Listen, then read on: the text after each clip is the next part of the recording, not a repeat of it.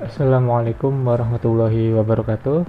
Saya Fadli Haki dengan NIM 230511119 akan mempresentasikan dan menjelaskan tentang aplikasi yang telah saya buat, yaitu aplikasi sewa kos berbasis Laravel. Nah, aplikasi ini adalah sistem informasi manajemen sewa kos berbasis web yang dibuat menggunakan Laravel 9 dan PHP versi 8. Tujuannya untuk mendigitalisasi seluruh proses sewa kos, mulai dari pencarian, lalu pengajuan sewa, pembayaran hingga pelaporan keuangan.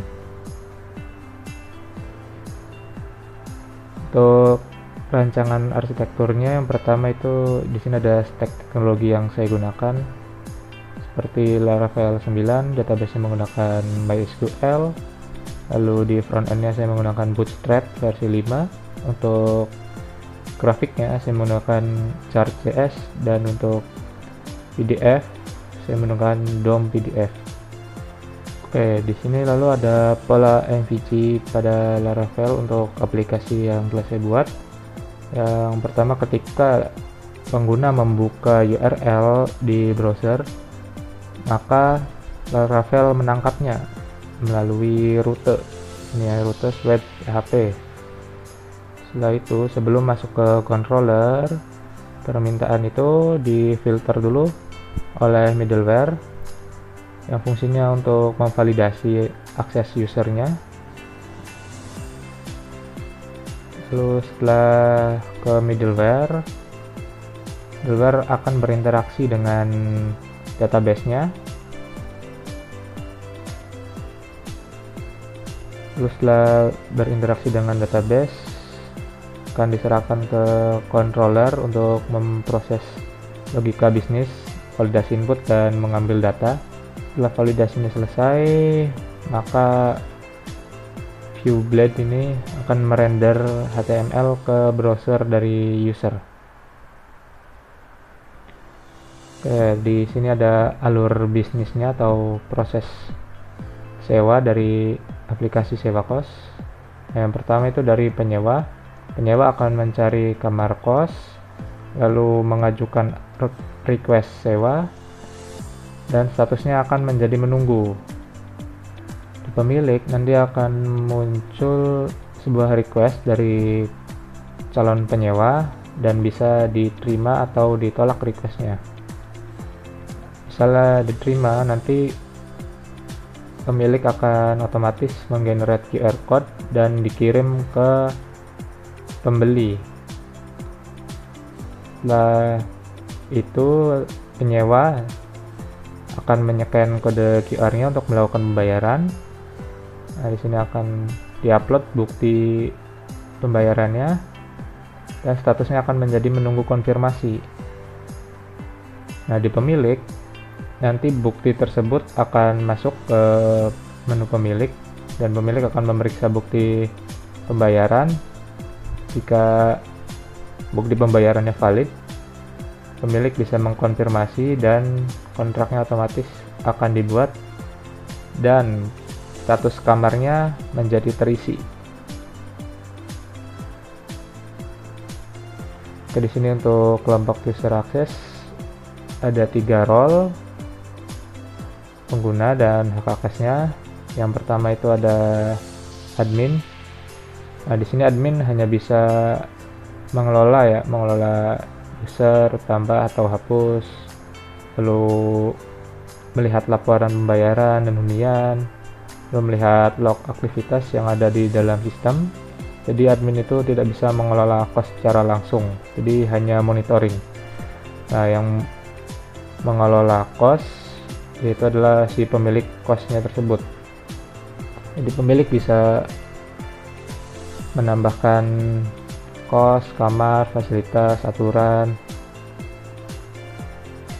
lalu proses sewa request, verifikasi bukti pembayaran, lihat penyewa aktif dan riwayat, laporan keuangan, grafik, dan bisa mengekspor laporan tersebut lalu menanggapi pengaduan dan pesan dari penyewa. user role yang ketiga adalah penyewa itu sendiri. Penyewa bisa mencari cost, lalu mengajukan request, lalu melihat kontrak dan berpemanjang sewa, lalu bayar tagihan, dan penyewa juga bisa mengajukan pengaduan dan memberikan rating dan ulasan pada cost.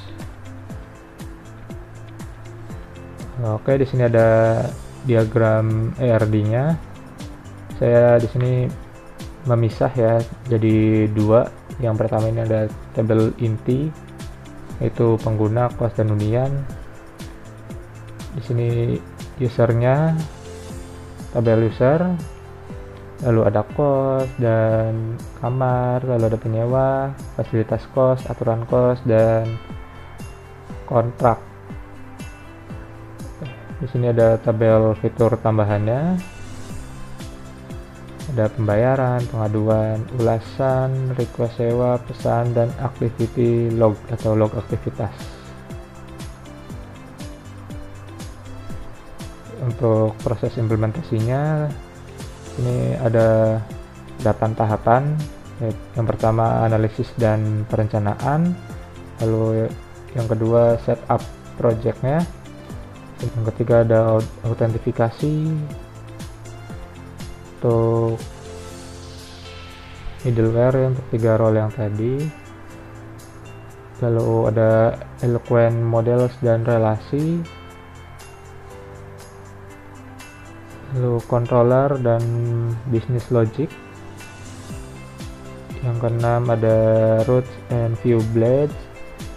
Yang ketujuh fitur lanjutan tadi seperti chart.js untuk grafik laporan, DOM PDF untuk export PDF, export CSV, dan lainnya. Yang kedelapan yaitu testing dan debugging. Untuk selanjutnya saya akan mendemonstrasikan aplikasi yang telah saya buat. Misalnya kita ini sedang cari sebuah course, di sini adalah form loginnya. Belum punya akun, jadi kita coba daftar sekarang.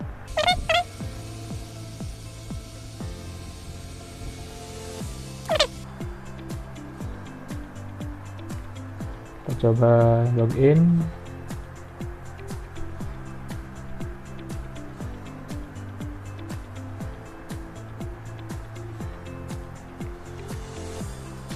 Nah, di sini adalah dashboard dari pembeli atau lebih tepatnya penyewa. Nah, pertama penyewa akan mencari sebuah cost. Kita coba yang ini. Nah, di sini ada kamar yang kosong dan kamar yang sudah terisi. Coba untuk mengajukan request ke kamar yang kosong.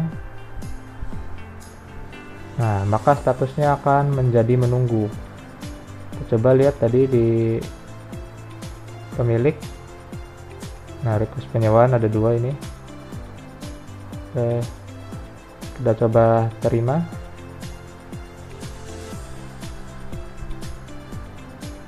Nah, maka QR-nya otomatis akan terkirim ke calon penyewa. Nah, di sini akan ada upload bukti ya.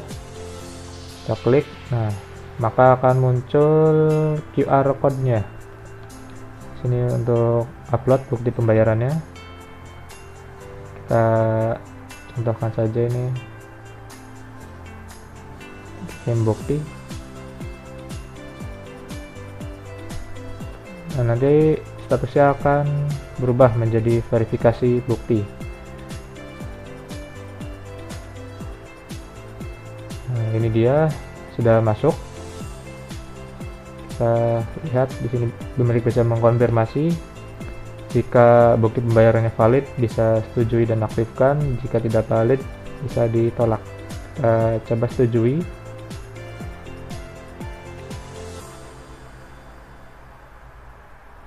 Oke, maka request di sini sudah hilang. Dan statusnya akan menjadi aktif. Kita bisa lihat di kontrak, nama kontraknya sudah aktif. Jika ingin diperpanjang bisa dari sini.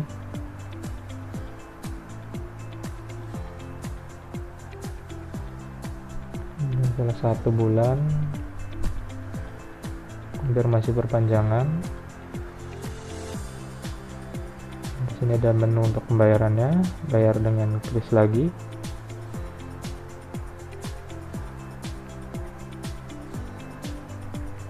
Konfirmasi pembayaran.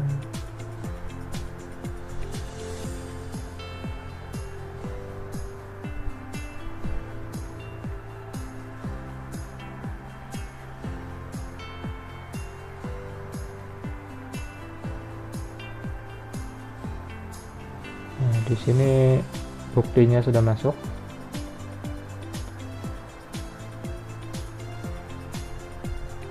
Nah, maka ini statusnya jadi lunas ya. Dan penyewa di sini bisa memberikan rating dan ulasan terhadap kos yang dia huni. Misalnya kosnya kirim ulasan. Jadi setiap user atau setiap penyewa itu hanya bisa memberikan 1 kali ulasan. Nah, di sini ada juga fitur pesan untuk pemilik kos ya. Nah, pesan ini juga bisa untuk pengaduan. Setelah kita buat pengaduan, setelah fasilitasnya rusak,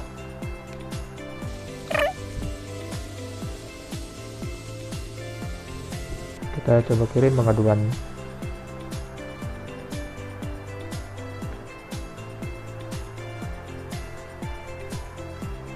Nah, di sini ada pengaduan. Ini pemilik bisa menanggapi pengaduan tersebut.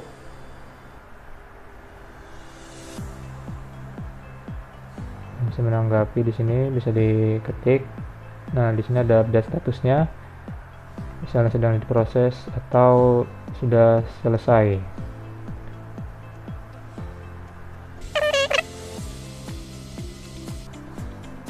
Kirim tanggapan.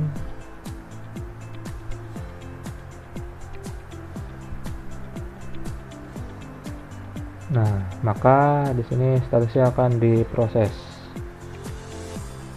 Di sini juga bisa lihat tanggapan lanjutan, misalnya sudah selesai. Sininya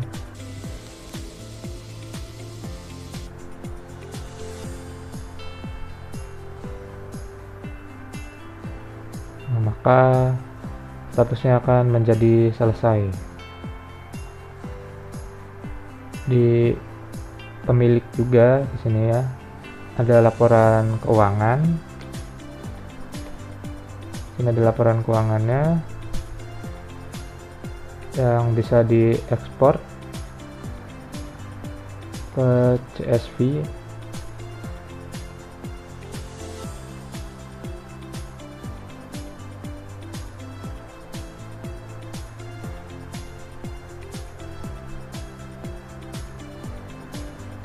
Nah, di sini ininya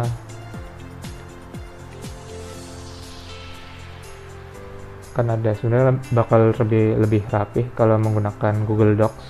Nggak tahu kenapa kalau CSV itu di Excel akan jadi seperti ini. Oke, cukup sekian presentasi dari saya. Kurang lebihnya mohon maaf. Billahi taufik walhidayah. Wassalamualaikum warahmatullahi wabarakatuh.